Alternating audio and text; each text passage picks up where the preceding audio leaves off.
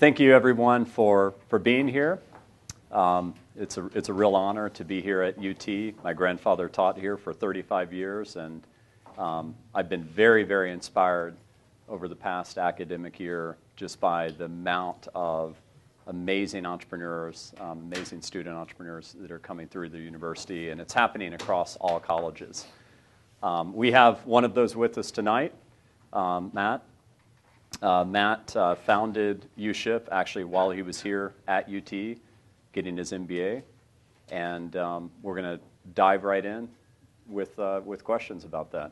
We're going to spend probably about 40 minutes with me asking questions, and then I'll open it up, and we'll have about 20 minutes of your questions as well. All right, so why don't we get started? So Matt, thank you again for being here. Real honor to have you here. It's an honor for me. You know, if it's good enough for Michael Dell, it's good enough for me by a mile. So. Well, and you have a story with your company that actually not a lot of people know, and it's become a big force for Austin. So, really looking forward to getting this out here. So, you actually, in terms of your background, you know, there's the romanticized version of entrepreneurship, and that is Michael Dell's story and Mark Zuckerberg's, the dropping out of undergrad. But I didn't become an entrepreneur until I was an MBA, and you didn't become an entrepreneur until you were an MBA here. That's right. So why don't we start there? Like what was the impetus? What was the drive that said now is my time? Yeah, that's a great question. You know, for me, growing up, you know, as a kid, I dabbled in some entrepreneurial activities, you know, proverbial lemonade stand type stuff. But, you know, my undergraduate education was in engineering, mechanical engineering. Right. Here at the university. Here at UT. And I thought for my first job out of school, you know, it should be a real job, right? So I went to go work for the Boeing company out in Seattle, Washington. So they're one of the biggest companies in the world at the time. They had just acquired McDonnell Douglas to have something like 350,000 employees. And I very quickly sort of learned that, boy, you know, after a couple of years of doing that just wasn't really for me in terms of being one of hundreds of thousands and really not being able to see kind of the daily impact of things I was doing, kind of translating into you know, results. So I decided to go back to business school, get my MBA, and really chose UT because of its entrepreneurship curriculum, and actually had a personal experience during my move to Austin that led to the idea for uShip. But it really was about me personally being ready, the right time and place for me to do something entrepreneurial, and also having really the idea that really ultimately kind of really took possession of me, really, and I feel like it kind of chose me, and it was a function of it being the right time in my life, me being you know, going back to school, you're committing to, you know, taking a couple years off, really reevaluating what you're doing with your career. So I was in a very open-minded place, and it happened that sort of a life experience, you know, created this idea, and I used really my 2 years in McCombs to really work on the idea, leveraging the entrepreneurship curriculum, leveraging a lot of the resources at the university. So it turned out to be sort of an informal sort of incubator for me in that way. So it just turned out to be a great experience.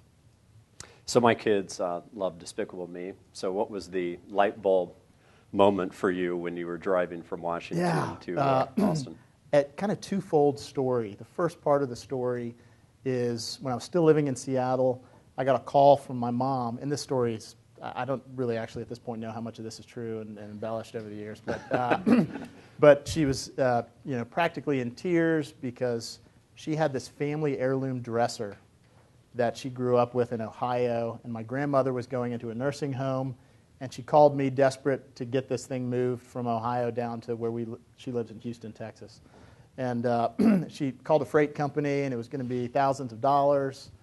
And she said, Matt, you use that internet thing. This is back in 2001. Not many people use that internet. Not many people. Yeah, I do use that thing, Mom. But she said, is there a better way to do this? And at the time, I had no background in transportation, shipping and transportation. So I didn't know. I said, listen, I'm a good son. I'll look into this. And I called her back, and I said, short of renting a moving truck, a one-way plane ticket, renting a truck and driving this thing down, I can't help you, Mom. But I'm willing to do that. And she's, of course, oh, no, don't do that. So she didn't get the family heirloom dresser. So coincidentally, a month or two later, I was driving my now wife and myself and all the belongings we had from our studio apartment in Seattle in a moving truck that was way, way too big for what we needed. So it was a 24-foot truck, and I was standing in the back of this mostly empty truck with the first couple feet used, and that's when I kind of had this light bulb moment of matching, empty truck space that had to be driving around there on the roads every day with people's large goods that they need shipped. People's, grandmother's heirloom dressers. And we now joke with my wife, because I spent the next 24-hour drive boring her to complete tears, talking about how I was going to create this eBay-like marketplace for shipping and transportation service. But you did. And she kind of infamously said, Matt, that is the single dumbest idea I've ever heard. And so we joke that I've been spending the last 10 years trying to prove her wrong, because I'm kind of known for being a little stubborn, so which I think you have to be as an entrepreneur. But yeah, she says the jury's still out, so I guess we'll see. Well, I think you're doing fine. So let's go into UT. So you met your co-founders here, and right. You did participate, as John was saying, in Moot Court. So just take us through all that. Yeah. How did UT shape you, and what was Moot Corp like? Yeah, UT's got just a great entrepreneurship curriculum, and Moot Corp was one of the first, and at the time was the largest business plan competition put on by any business program. It's now called Texas or the Venture Labs Investment Competition. Right. Still one of the largest, but still around. And we, myself and a couple of friends I knew, decided we would take the new venture creation class, which was the class where you kind of write the business plan and then you take it into Moot Corp. So we did that, and we kind of joke that this is how all the great founding teams are formed, right? We literally we're sitting next to one another the first day of new venture creation class. Right.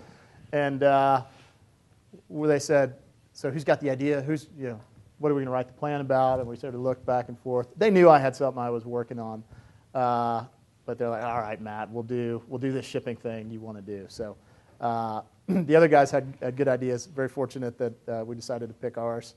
One of the co-founders had a nonprofit idea that was very compelling, and he actually, a couple of years ago, left the company to go actually pursue that original idea he had. Wow. That didn't get a chance to do. What was that? It was kind of a nonprofit marketplace where it's kind of like DonorsChoose.org. Okay. It wasn't actually Donors Choose. Right. But it was a similar model. Mm-hmm.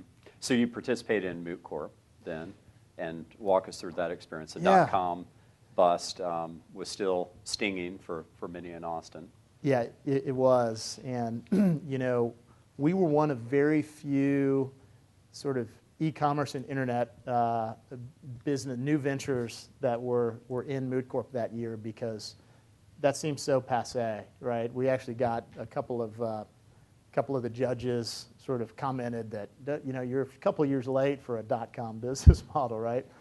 And it was a really, really dark time for e-commerce, especially in Austin. Yeah. A lot of people had just recently been burned, and I just moved back from the Valley. Yeah. So I was there 2000, 2003. So right. I saw the best and the worst. And the worst, and it took us, a couple of years. to get uShip to a place where it was sort of venture fundable, as well as the whole market was, we're going through this process of getting over the bursting of the original dot-com bubble. So it took a few years for sure. Mm-hmm. So not the easiest process with Moot Court that year? We ultimately, in the Texas competition, made it to the semifinal round, mm-hmm. which was pretty good. Yeah, that's good. And but we didn't win. We had a judge in the semifinal round who is now a professor. He now teaches the new venture creation class. His name's Rob Adams. Many of you guys may know Rob. Mm-hmm. But I joke with Rob about that because a lot of the questions and doubts that he sort of managed to poke holes in our business plan and business model were true at the time. Even for the true at the time, but he didn't expect that we'd still be around and successful 10 years later. So it's fun to joke and go back and speak in that class. But you did get some money, and your first money in came from Bill Wood, the founder of Silverton, and one of the founders of Austin Ventures, right? That's right. Bill Wood, remarkable angel investor, was our first money in. We did, though, directly out of the Moot Court business plan competition, we did get a term sheet from one of the judges, Interesting. Which was really interesting. Who was that, or can you talk about it? Ultimately, it didn't work out, so I'd rather not kind of talk about it. But it was a great learning experience for us, and it was a testament to sort of the resources, I think, at the university that we leveraged while we were launching the company. We were very opportunistic about it. And, ultimately, actually, our Series A financing also came through a university connection, which our Series A we did with Benchmark Capital back in 2005. And Bill Gurley is a UT MBA alum as well, and he was speaking to a class at McCombs when I sort of made the original pitch for him. Ultimately, he referred the deal to a different partner at Benchmark, Bob Cagle, who's on our board.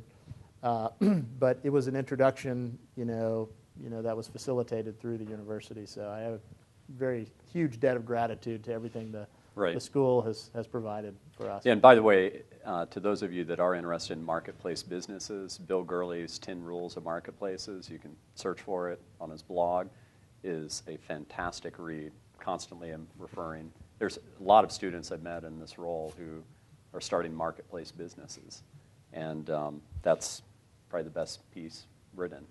And Benchmark themselves is probably the best VC firm when it comes to marketplace. Yeah, that's why we chose to go with them. If you're lucky enough to get a term sheet from Benchmark, you pretty much take it.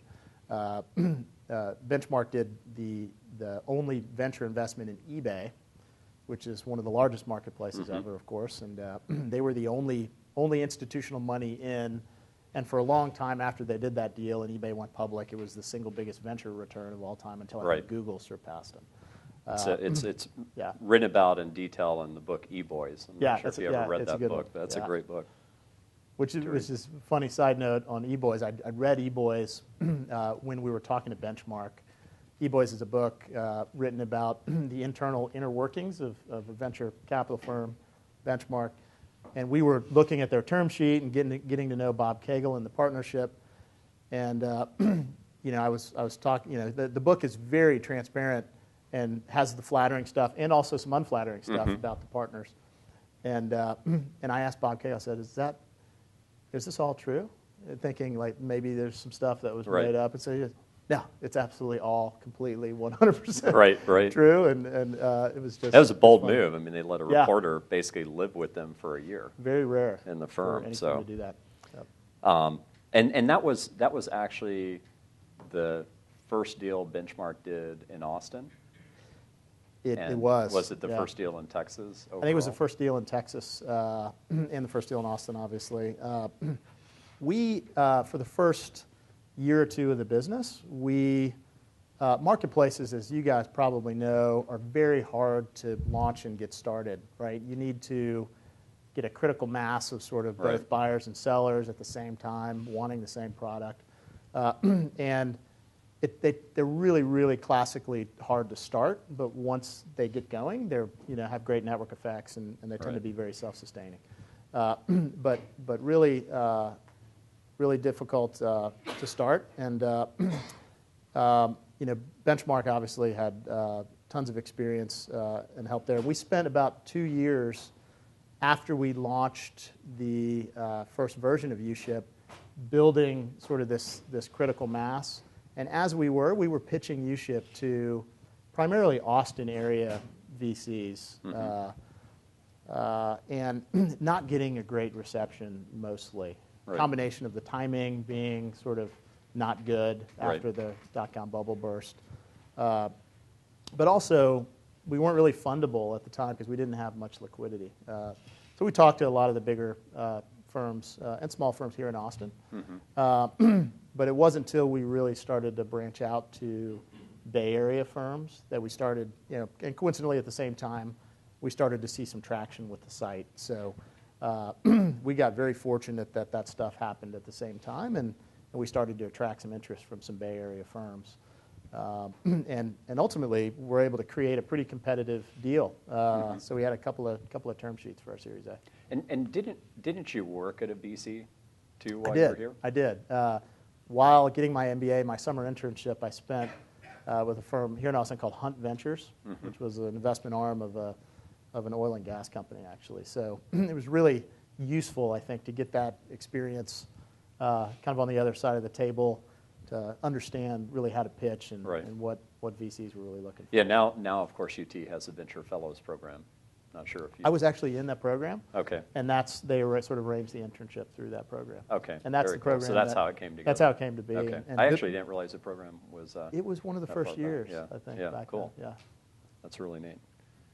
So as you built the company and you were trying to crack that kind of chicken and egg problem that exists in all marketplace businesses, what were some of the watershed moments? And what were some of the big insights that you could share with those aspiring marketplace entrepreneurs? This is I hope John doesn't find the original video because it's horribly embarrassing, right?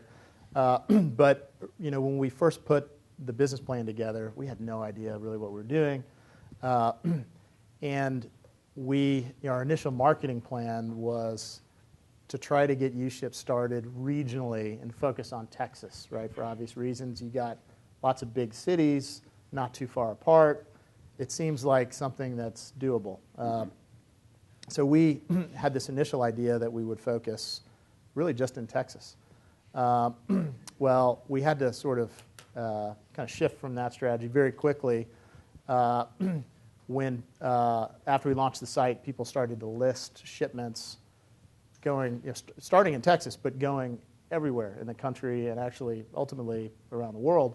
Our very first shipment, very first transaction, for example, I still remember it, 3 beds and a dresser, and it went from Houston to Pocono Lake, Pennsylvania.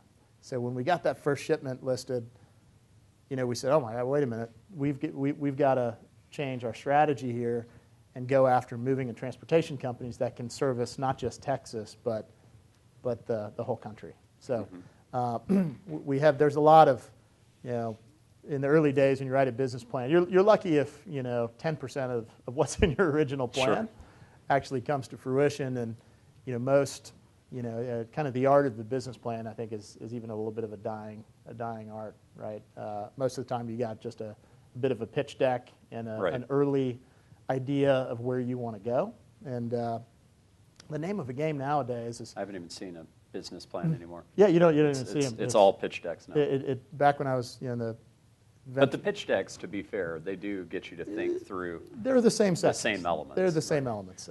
What's great about today's entrepreneurial environment is people have learned and shared so much about the best way to approach entrepreneurship, and there's whole schools of thought around kind of lean entrepreneurship, right, and building minimum viable products, building and testing products with very low cost, and testing your hypothesis and your market and your assumptions really before you go out and raise money and spend money. So there's so many good ways to do that nowadays. that you just the ticket is that you just got to start the learning process, and the quicker you can start and learn, Right. the quicker you're going to ultimately get to the right business model, the right product, and the right market. So. But was there a moment, within those first couple of years where you said, okay, I finally see it's hitting the tipping point. This is actually going to follow. Did you ever read the book Net Gain? I haven't. Okay, well, it's going to follow kind of that tipping point where it's like it really becomes a real marketplace with the network effects. Yeah, it's very obvious when that does happen with a marketplace. And for us, it was, I told you my wife thought uShip was maybe a dumb idea. When I graduated with my MBA, we had just launched the site, and we're entering into business plan competitions. And so getting our first users, right? We spent, my wife basically said, all right, you got 12 months. Let's do this for 12 months and then think about, if it doesn't work, maybe then we look at a real job. So, it took that first year, and we look back at the numbers and wonder how, oh my God, we actually stayed with the business during that time. We were so excited. When you go from 0 customers to 1, right? It's a huge, huge infinite gain. Yeah. And you go from 1 to 2, you've just doubled. It's so Right. exciting. Yeah. So exciting. And so I love early startup numbers. Like, we just grew revenues by 500%. I know, the percentages, it all looks fantastic. Right. But with the marketplace, it's very clear when things are working and when they aren't. And it took that first year was just slogging it out, building both really the demand side of the marketplace, but also the capacity side of the marketplace. And I mentioned being introduced to Bill Gurley from Benchmark. He basically said, I know a lot about transportation marketplaces, invested in one, failed miserably, keep me updated. Right. It's not a great start. But yeah, I was like, man, that doesn't sound good. But I was like, I'm going to keep you updated. So I emailed him, I think, at least every month for a period as well. It got to be every week. And most of them went unreplied to. But each email, I would give him our stats, right? Here's how many shipments were listed. Here's how many moving and transportation companies signed up and placed bids. And he must have thought I was so crazy and annoying because the numbers were small. But we did hit a point of liquidity where we got to about really 15 to 20% of our shipments started to transact. And we were able to create this unit economic model where we could invest $10 into Google AdWords, buying traffic, and we could convert that $10 into $20 through our transaction process in 7 days. And as soon as we created that, Wow. like Right. night and day. Why stop spending? Yeah, exactly. We were immediately sort of fundable. So it took us a long time to get there, and I learned over the course of that year really how to tell that story, which really is as simple as investing 10, turning it into 20. Anyone will invest in that. So as soon as we could tell that story, we really became sort of fundable, and things started to happen. Right. And at that point in time, did you raise another round? With that being the backdrop to that was when we started to get interest for our Series A. We had, Bill Wood from Silverton kind of saved our butts too. 6 months prior to our Series A, prototypical angel experience. He knew very little about me or the company. Had just returned from a sabbatical in Australia. Hadn't set up Silverton in his investment vehicle yet.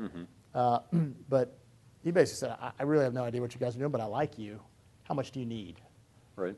And we were like, oh my God, this is incredible. And so he just takes out his checkbook, writes us a check. No documentation, no nothing. Yeah, I was amazing. like, this only happens in the movies or something, Right, right? right. So, but it happened, and I think that was idealized in the social network. Yeah, yeah. In that way. I don't think it actually happened that way in the But it allowed us to extend our sort Right. of runway to where we could get to become an investable, viable company. That's cool. So you decided to go international pretty early in the company's history. Yeah. Walk us through that, and you expanded to quite a few countries. Yeah, we have. We're now in 19 countries, and we have an office in Amsterdam that has I think about 10, 15 people. But we knew that the idea for uShip was something that should theoretically work Sure. anywhere, right? Anywhere you have sort of supply and demand. It's just it's a matter of when, not if. And we started to see, really some sort of copycat competitors really kind of take our business model and start to apply them in other countries. And we had done some testing previous to that, but we were sort of, we decided to go in because we didn't want to let other folks. Network effects are so important with marketplaces, so we thought we'd go early. We didn't have a lot of resources to invest in terms of capital, so we went kind of broad, but launched countries, translated, localized, but didn't invest a tremendous amount of money in them, really until our Series C, which was about a year ago. So Right. we decided to go early. But we didn't have a ton of capital to deploy, so the business, didn't kind of start to take off internationally until really just a year and a half ago. Did you see any benefit from the way you set up in the U.S. in terms of pretty quickly expanding and having a customer base in Europe, or was it just completely different marketplaces and different providers? We found that each country has its own dynamics, right? In the UK, for example, huge numbers of people, very, very small geographically. So the nature of the shipments that we do there are much different. The average shipping price for a shipment in the UK, because it's going such a short distance, tend to be smaller goods, is about 1/5 of what it is in the U.S. So the economics are different. You have to go in and test what the customer acquisition cost is going to be in a certain market, and figure out sort of what your unit economic model is going to look like in that country. And then the quicker you can get to liquidity in each country, the quicker you can start to invest Right. in each country. So we found each country to be pretty different and have different challenges. Right. Brazil, for example, is enormous, bigger geographically, but huge security and trust issues that I'm sure you guys know all about. But people don't trust one another there, and stuff gets stolen, frequently. Not on uShip, but we knew that we were going to have to implement much more security controls Right. Before we could enter. And it's interesting, you didn't have to open offices in all those markets. Yeah. Because it is really interesting. It seems like you would have to work with the local provider some and spend some time just convincing them to be on the platform. We figured and we that type of thing. we would launch and then deal with the problems as Right. they arose. So different countries have different regulations around moving and transportation, and you can spend as an entrepreneur, you can spend a lot of time trying to be proactive about those things, and you can really, I think, spend too much time doing that when it's almost better to sort of beg for forgiveness than ask permission in a lot of cases. So we launched and have followed up with, okay, let's make sure we're operating, in full compliance with different regulations in different countries. So, I think we did that the right way. Yeah. Cool. And early on, I think in 2007, you formed your partnership with TerraPass, right, for carbon Yep. offsets. So why do that so early? And then what did that eventually lead to? Yeah. So TerraPass was one of the first companies that sold carbon offsets. Right. And, you know, part of the idea behind uShip, and something we believe passionately in at uShip, is, you know, making shipping and transportation fundamentally more efficient. So, Right. again, matching the empty truck space with, you know, in trucks that are already, you know, making a trip, with shipments that match their route, and can utilize that excess capacity. So it's very, very green business model. Everybody wins, right? The customer can save money. The carrier can offset their costs. And so that incremental shipment just goes straight to their bottom line. But also the environmental benefits are pretty obvious too. So in transportation, about 40%, it varies by country and by type of goods, but about 40% of miles driven are partially or fully empty, which is a staggering number. Right. And the carbon emissions associated with that number, transportation is one of the largest carbon, you know, polluting segments of the economy. So we wanted to do whatever we could to sort of promote that sort of green, environmentally responsible angle for uShip. And so we created a program that we leveraged TerraPass for, where we allowed our service providers, these truckers and transportation companies, to become green providers, where they agreed to offset the emissions of the trips they were taking and the shipments they booked on uShip, so they could become green providers, and we did that via offsets from TerraPass. Right. And a stat I read is that in 2011 there were more than 30 million miles offset. Yeah, that's so right. So what's that figure now? It's got to be. It's 10x. It's 10x that figure now. Wow, that's awesome. It's saved a lot of emissions. We're not out there to save the planet. I think what we realized is that there's certain situations where everybody can win, right? Right. And so fundamentally, what we're doing is around efficiency, and carbon emissions is one aspect of that. And to your earlier question, that actually led to interest in uShip from another investor that led our Series C financing, Kleiner Perkins, Caulfield and Byers.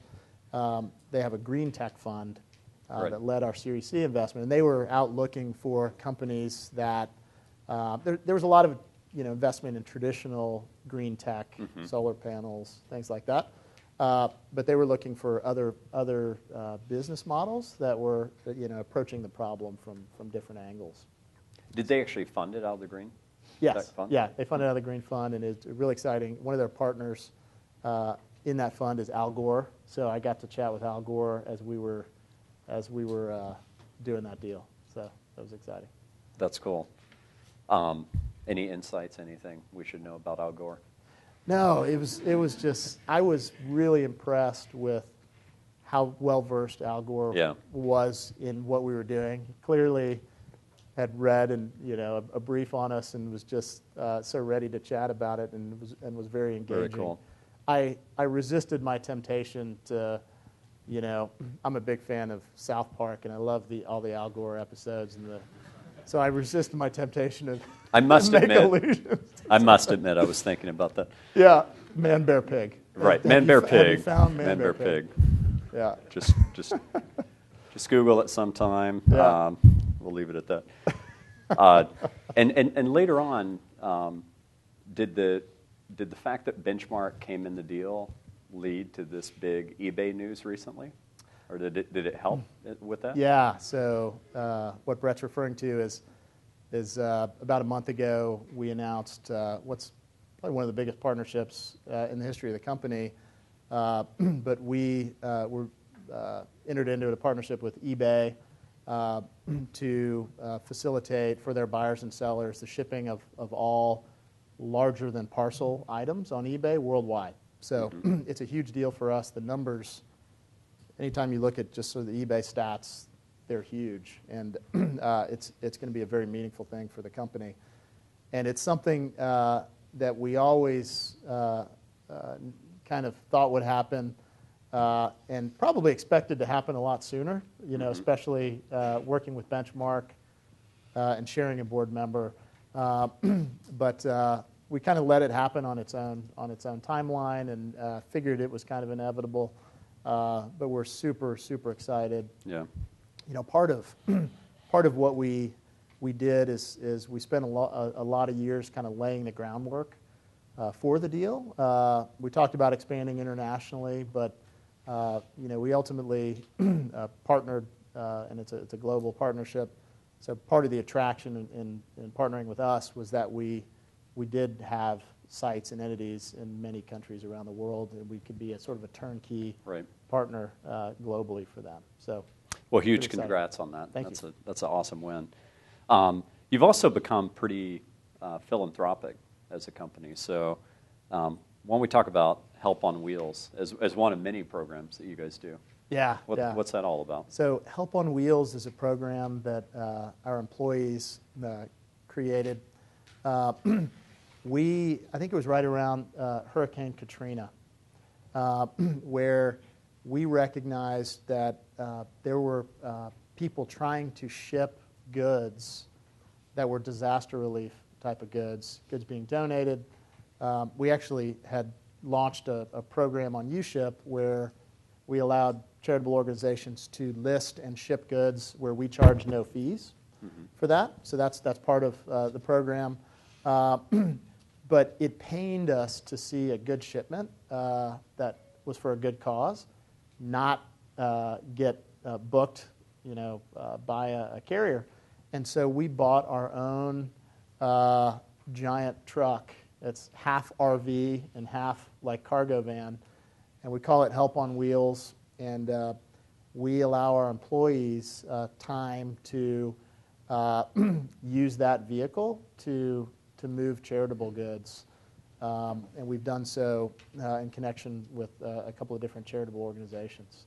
That's very cool. An example is a shipment of a bunch of pets, dogs and cats, that were at a shelter. It was not a no-kill shelter. This was a year or two post-Katrina, but there were a lot of animals that were uncared for in New Orleans. And so there were a couple of dozen cats and dogs that PETA wanted to have shipped up to their headquarters in Norfolk, Virginia, where they could help get them placed at no-kill shelters. And so uShip's vehicle and some employees, myself included, actually went on this drive, which was pretty awesome. That is really cool. Shipping Wars, the program, has that been a good boon for you guys with PR? It's been super fun. What station is that on again? It's on A&E. So A&E, Shipping that's right. Wars is a sort of reality show that follows 5 or so of uShip's independent owner-operator truckers as they bid for shipments. Who's seen Shipping Wars? Oh, awesome.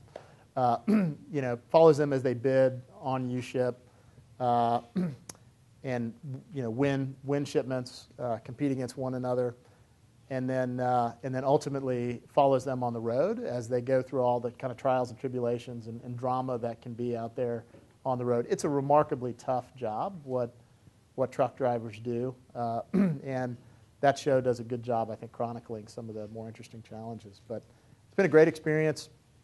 It's produced by a local Austin production company called Megalomedia that we had a contact at.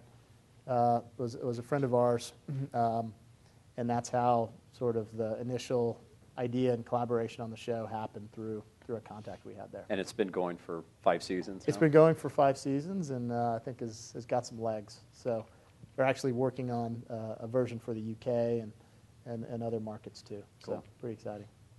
So if you were starting out as an entrepreneur today, what are some of the areas that you think have huge potential? I have a huge bias toward marketplaces. Some of the trends in marketplaces, I follow really closely, and I think there's been a big move into sort of more curated marketplaces. Kind of niches where the company themselves can help to really make a really tailored and unique and value-added user experience. So there's a lot of opportunities there. Obviously, still a lot of innovation in mobile. I think obviously as we get years and years into mobile becoming mainstream, I think a lot of the early wins have been had in the mobile space, but there's still a lot of older businesses that will still be disrupted by mobile-based startups. uShip's in an interesting situation. We've been around for 10 years, right? We're not a startup really anymore. We're pre-IPO, but we've got 185 people. We're not a startup anymore, and we actually started the company and grew prior to the mobile sort of revolution. So I think there's this whole class of companies that are like us that are having to sort of even re-engineer their product and user experience around the new kind of paradigms around mobile. And so you have a lot of companies that are trying to get there quickly, and and new entrants, new competitors that are sort of mobile first, and so it creates both a challenge and an opportunity for a company like ours to have a huge new paradigm shift in technology that mobile has been. Yeah, I mean, eBay had to recreate that too. Yeah, exactly. That whole experience. At this point, are there any questions from anyone in the audience? Dan, would you mind going to the mic, or? Thanks. The reason the mic is just because we're recording it, so the audio. Yeah, I'm Dan Driscoll. I'm an MBA student. I actually used your business plan to hack together the first business plan I wrote for my startup. So I owe you guys a big thanks. Oh, I hope it worked out for you. Yeah, it was really helpful. Really interested. He got funded recently. Oh, congrats. Yeah. So we're also. I get a percent then. Yeah. At least that's a my beer. Typical fee. At least a beer. So we're a marketplace as well, and I'm really interested in Bill Gurley's article talks about the obsession with liquidity and how you guys hack towards liquidity in those first year or second year. That's a great question. It really was hacking. It really was guerrilla marketing. We identified very early on our sort of beachhead markets, and there's a bunch of different ways to build liquidity. I mentioned my original idea around creating regional liquidity turned out to be a really unrealistic and bad one, but we kind of hacked into the eBay community. So did some things that I probably shouldn't talk about on camera because not maybe compliant with lots of different policies and procedures around eBay, but we did a lot of guerrilla marketing to eBay users that were buying and selling large items. We also did a lot of guerrilla marketing on Craigslist, right? So it struck me, I read a book on the founding of eBay called The Perfect Store. I don't know if anyone's read it, but it chronicles Pierre Omidyar's sort of launching of eBay and how he sort of hacked his way into liquidity. And I took a real nugget from that, which I think is applicable to really anyone. But what he did, according to the book, is this was 1995. The internet, the World Wide Web was really just developing, and there existed Usenet groups for buying and selling goods, right? Where people keying in and alphanumeric stuff around things that they were buying and selling and sort of posting classifieds. So what he did is when eBay started and had 15 items for sale, he literally copied and pasted those items into the pre-existing kind of Usenet groups to get eyeballs on eBay, in the very early days. So we did very similar things, leveraging both eBay and also Craigslist. Craigslist, we discovered, had have a moving and labor category, obviously locally focused, but people were on there trying to ship stuff from Austin to LA because they were moving in LA, right? And they obviously weren't getting much success. And there's also movers and transportation companies that were sort of posting their services, on Craigslist.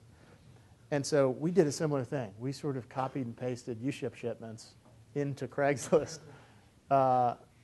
sites around the country, so much so that one day we got an email from Craig saying, please stop, right? And, of course, we stopped, and I've since met Craig, and he's a hilarious guy, and we kind of joke about it.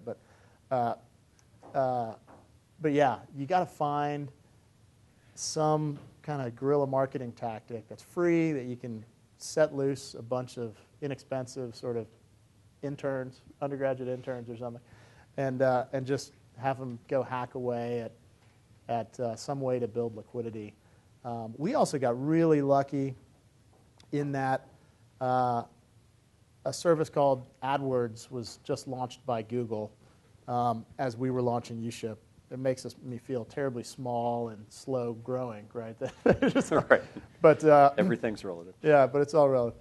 But we were the very first bidders on some of the keywords that we now pay $10 for a keyword, and we would pay 5 cents because AdWords, had just launched, and in many cases we were the first bidders. So we just were opportunistic about where we could find traffic that we didn't have to pay for.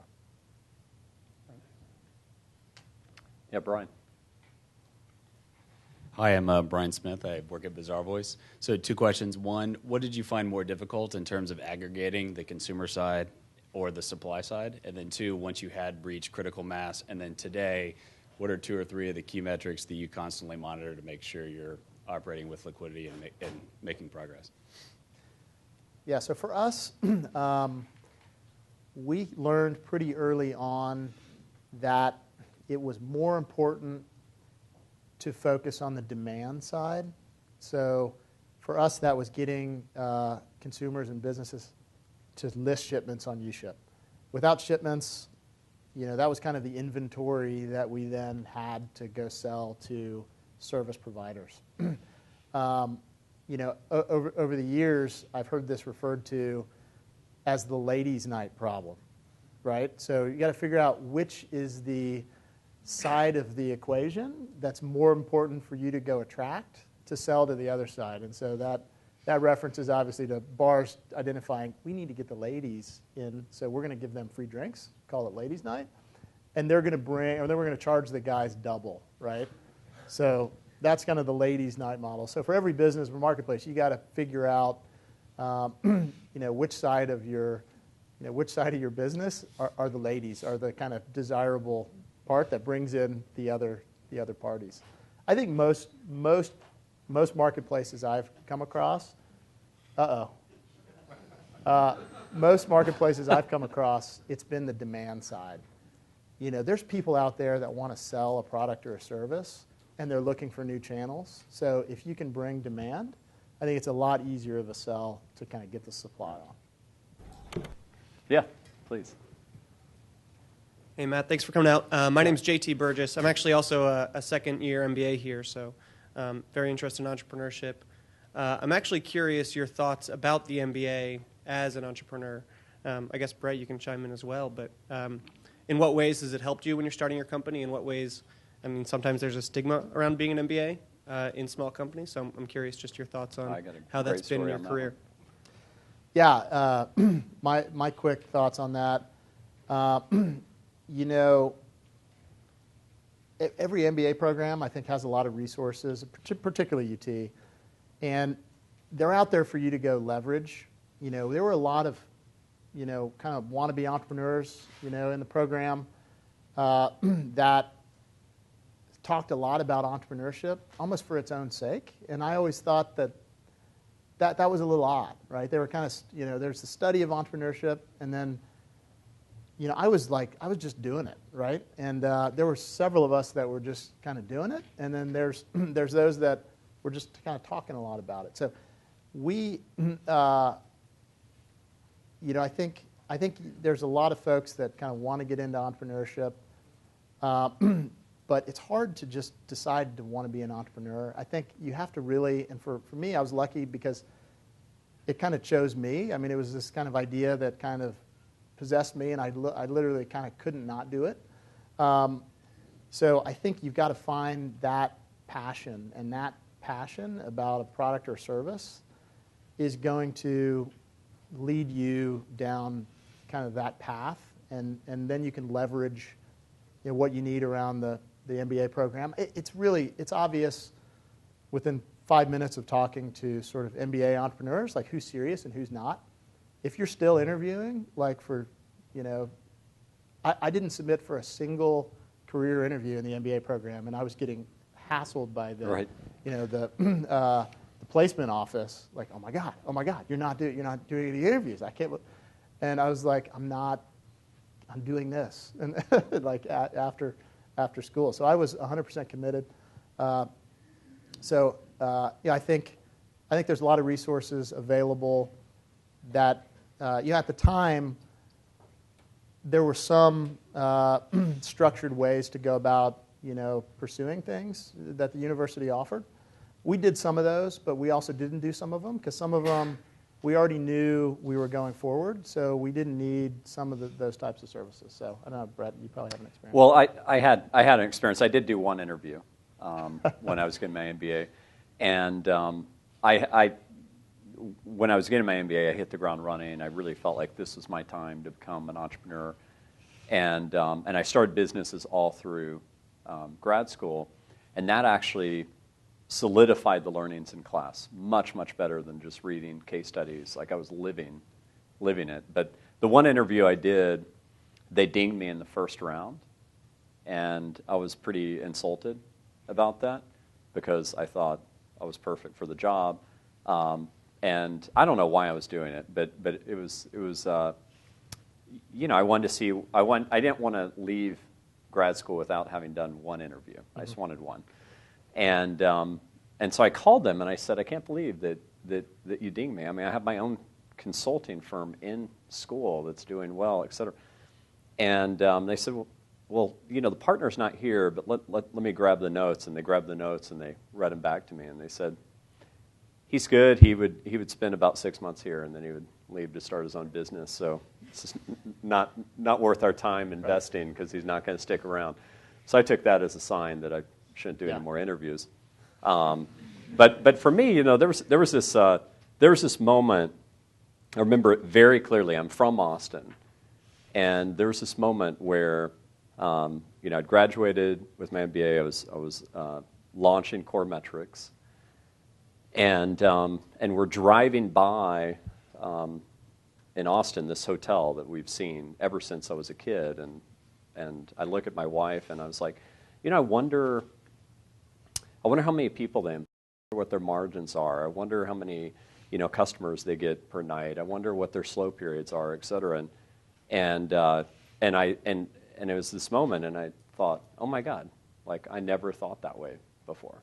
I never thought that way growing up because I grew up as a programmer.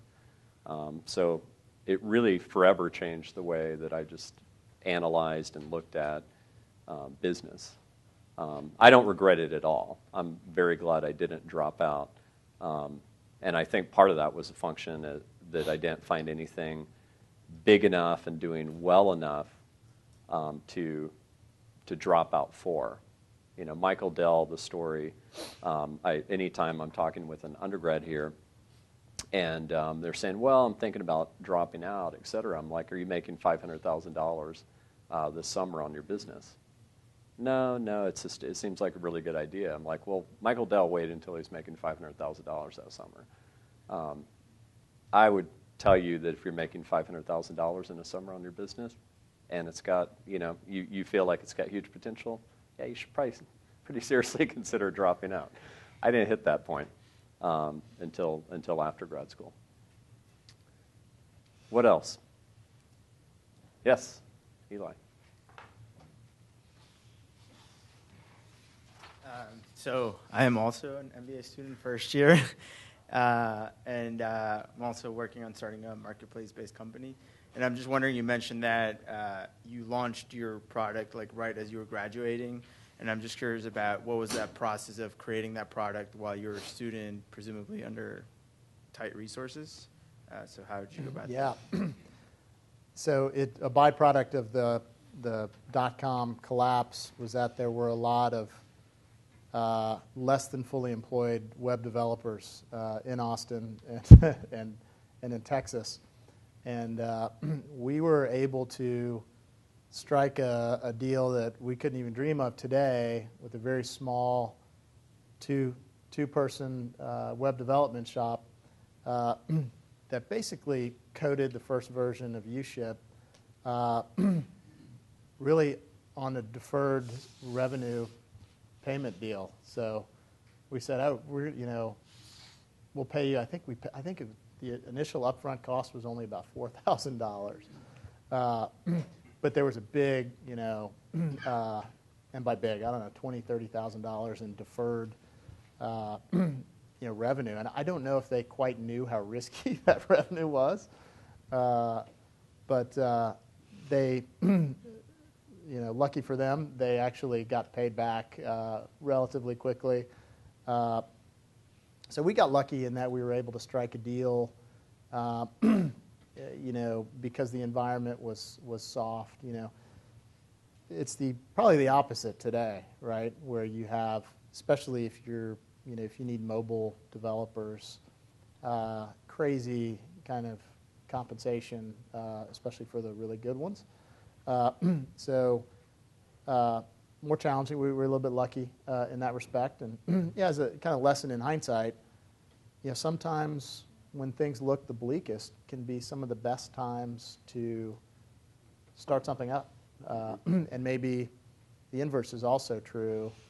When things appear really good and frothy and there's millions of other startups and there's high demand for these, maybe it's less good of a time. I think statistically that's probably true. Yeah. Well, a lot of Fortune 500 companies have started out of the worst out of recession. times, It forces you to really work on getting to profitability quickly, which is always a good thing for any startup to do. So, so we was able to kind of bootstrap the development of the site initially, and in today's entrepreneurial world, you have to get pretty far before you can raise institutional financing. And there's a lot of new ways to do it, Kickstarter and other things, where you've got to get to a prototype. You've got, especially if it's web-based or mobile-based, you're basically not going to get any interest unless you actually have a prototype app in hands with thousands or hundreds of thousands of downloads, because you should just be able to get there on your own with very limited resources. Right. So the whole life cycle has been compressed in that sense. So. Great. Last question.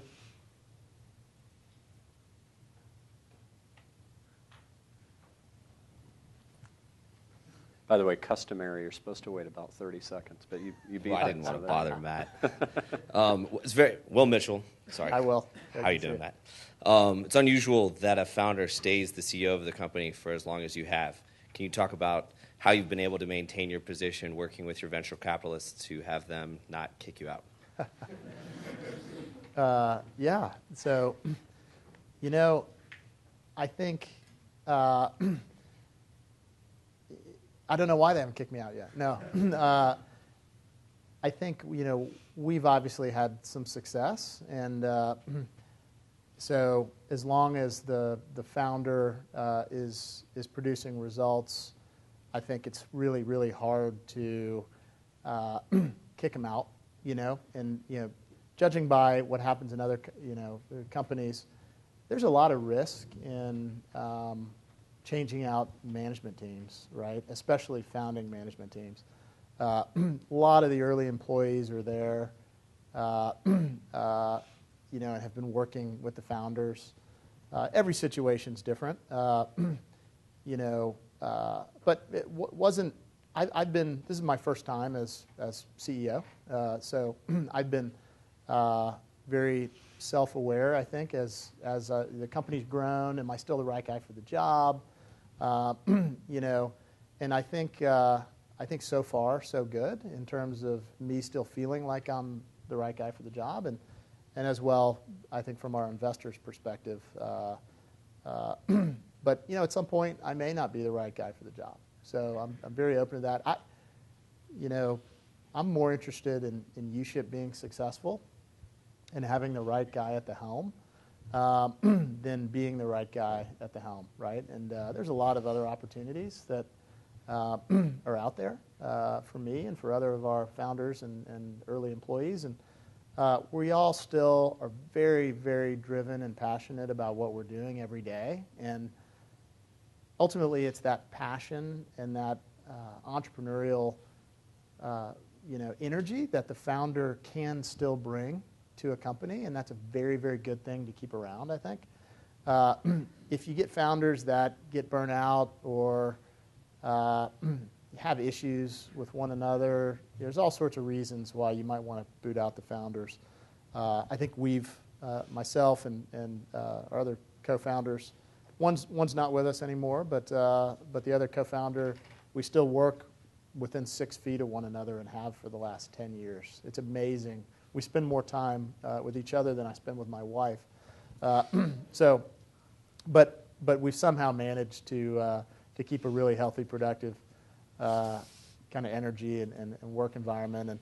And people, there's something that the founder can bring to energize a company that I think it's hard to replace. From my perspective, I think if I know a lot of VCs. I interned. I wouldn't call myself really having worked for long as a VC, but I think you got to really, really, think long and hard before you sort of replace a founder. They got to have done something really bad. I think so. So I've been fortunate in that we've performed well, and we've kept the dynamics among the founders really productive and healthy. So, good question. Great question. Well, hey, thank you so much, Matt, and thanks to all of you for attending.